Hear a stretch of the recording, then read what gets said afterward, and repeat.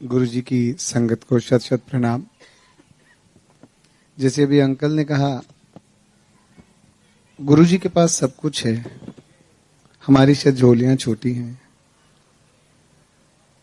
आप अगर आज मुझे देख रहे हैं तो पिछले 2 सालों में 3 जिंदगियां। आज अगर यहां खड़ा हूं, गुरु जी की मेहर, संगत और सत्संग की बदौलत, और इस लंगर ने जो खड़ा किया है। इस साल मैं आपको सबसे पहले एक सत्संग बताता हूं जो इस साल 5 मार्च को मेरे साथ हुआ। मेरी कुछ तबीयत खराब थी, डॉक्टर को दिखाने गए तो चेस्ट में पेन। डॉक्टर ने देखा, थोड़ा नॉर्मल दवाई दे दी, जो फैमिली डॉक्टर थे।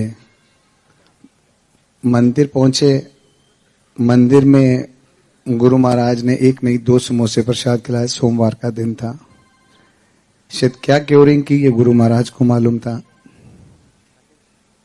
शाम तक तबीयत ज्यादा खराब हुई। डॉक्टर कहने लगे आप मैदानता ले जाइए।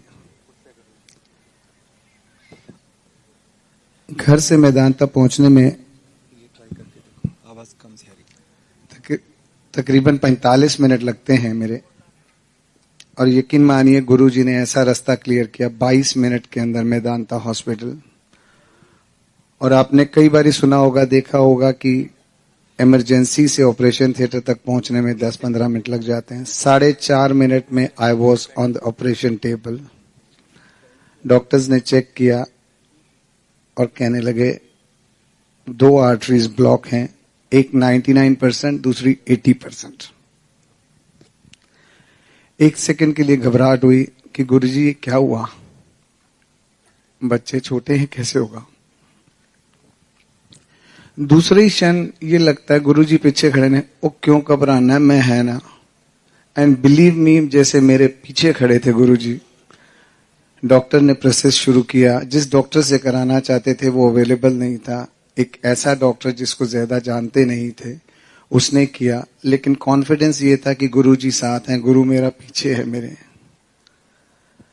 अब डॉक्टर ऑपरेट कर रहा है तो मैं साइड में मॉनिटर्स पे देख रहा हूं कि ऐसे लग रहा है जैसे कोई मकड़ी के पैर हैं, but those were my arteries. कुछ टाइम के बाद मुझे ऐसा लगता है मैं सिंक कर रहा हूं, मुझे नींद आ गई है। और तकरीबन कोई 3-4 मिनट के बाद फिर वैसे ही देखता हूं कि ये तो मैं बहुत जैसे सो के उठा था, लेकिन लगता है ये कह रहे 3 मिनट ही निकले हैं। एनीवे उसने स्टेंट्स डाले 2, बाहर आए। अब जब बाहर आए तो मैं देखता हूं कि स्टेबलाइज करने के लिए आईसीयू में भेजने से पहले उन्होंने जैसे एक रूम में रखा, तो मेरे राइट साइड पे 2 पेशेंट और हैं और लेफ्ट साइड पे एक और है। तो मैंने ऐसी वार्ड पर, कौन है ये, कहते ये अभी लाइन में लगे हैं, इनके भी अभी ऑपरेशन होने हैं। सो that was a turning point कि गुरुजी ने 4.5 मिनट में ऑपरेशन टेबल पे, जब तक कि मेरी आंटी और मेरी बेटी अभी फॉर्म नहीं भर पाई पूरे, ये गुरुजी ने कराया। और यही नहीं, आईसीयू में जब मुझे शिफ्ट किया तो सुबह जब डॉक्टर देखने आता है मुझे, वो हार्ट की अल्ट्रासाउंड करता है। तो मैं पूछ रहा हूं क्या, कह रहे नहीं मैं अल्ट्रासाउंड कर रहा हूं। एक बारी करके हटा, दोबारा फिर करता है। तो मैं क्यूरियोसिटी से उसको पूछता हूं कि डॉक्टर साहब ये क्या कर रहे हैं। कहते हैं अल्ट्रासाउंड हार्ट की कर रहा हूं, देख रहा हूं हार्ट कितना डैमेज होता है। तो मैंने कहा नॉर्मली जैसे मेरी कंडीशन थी तो कितना डैमेज होगा। कहते 40 से 70% तक हार्ट डैमेज होता है। तो मैंने कहा मेरा कितना डैमेज है। कहते 20%। तो ये कौन कर सकता है, गुरुजी के अलावा और कोई नहीं। और यही नहीं, जिस मंडे को 5 तारीख को मैं हॉस्पिटल गया, उससे पहले दिन संडे को मुझे रात को एक ड्रीम आता है कि मैं बड़े मंदिर में हूं और कोई अलका आंटी हैं जो मुझे ढूंढ रही हैं। तो उसके बाद वो मिलते हैं, मुझे कोई शक्ल आंटी की याद नहीं, कुछ नहीं। अगले दिन संडे को मॉर्निंग में हम कहीं ध्यान पे जाते हैं तो उनसे पूछते हैं काफी टाइम से वो आंटी मंदिर जा रहे थे। तो मैंने कहा आप अलका आंटी को जानते हैं। कहते अंकल होंगी, नाम तो सुना हुआ है पर ऐसे याद नहीं आ रहा, भूल जाते हैं। और मंडे रात को जब मैं आईसीयू में हूं, रात को 3 बजे, जो अटेंडिंग डॉक्टर है मेरी, एक यंग लेडी, हाथ में चूड़ा पहना हुआ, डॉक्टर अलका। तो ये गुरुजी ने 1 दिन पहला, 1.5 दिन पहला मुझे दिखा दिया कि तेरे वास्ते देख मैं हां। और यही नहीं, हफ्ते बाद मैं जब डॉक्टर को रिव्यू के लिए जाता हूं तो मेरा डॉक्टर मुझे देखते ही कहता है, अरे आपके पीछे तो कोई है यार, आपको तो किसी ने बचाया है। मैंने कहा हाँ, मेरे गुरु महाराज हैं। कहते वाकई ही उन्होंने ही आपको बचाया है। तब वो मुझे बताता है कि जब वो मेरी एंजियोप्लास्टी कर रहा था उस स्टेज के ऊपर मेरी हार्ट बीट 20 हो गई और he was not able to perform angioplasty, stents नहीं लगा सकता। तो कहता मुझे पहला आपको पेसमेकर लगाने पड़े, उसके बाद मैंने स्टेंट्स डाले और बाद में पेसमेकर निकाला। और ये फिर मुझे गुरुजी दिखाते हैं कि देख, और बाद में पेसमेकर निकाला। और ये फिर मुझे गुरुजी दिखाते हैं कि देख, जिसले तू सिंक कर रहा सी नींद विच सीगा सोया। So I say Guruji doesn't change destinies, he rewrites destinies.